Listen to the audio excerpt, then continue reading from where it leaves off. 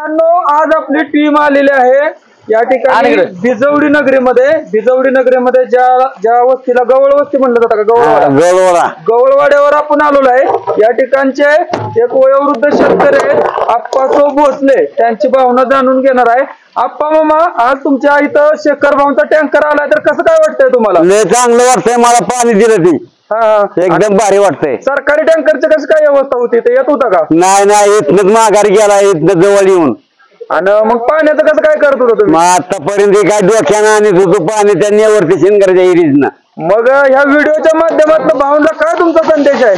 माझा काय मत देणार आहे संदेश त्यांना, भाऊंला आमदार करणार आहे तुम्ही? हा, आमदार करणार आहे भाऊला। माझं 3 वेळा मत झालंय भाऊनी। बर, आता आपल्या भागात प्रचंड पाणी टंचाई, 4 दिवसापासून मोगराला टँकर चालू केलाय। मगाशीच आम्ही जाधववाडीतली खेप खाली केली, तिथं पण आपली टीम गेली होती। राहिलेल्या मान तालुक्यातल्या गावांना तुम्ही काय संदेश द्याल की भाऊसारखा माणूस एवढा आज तांब्यावरून कोण? मी पहिल्यापासूनच भाऊचा माणूस आहे, मी भाऊला सारखं मानित असतो। ओके, भाऊला तुम्ही मानित असतो मी सारखा भाऊला।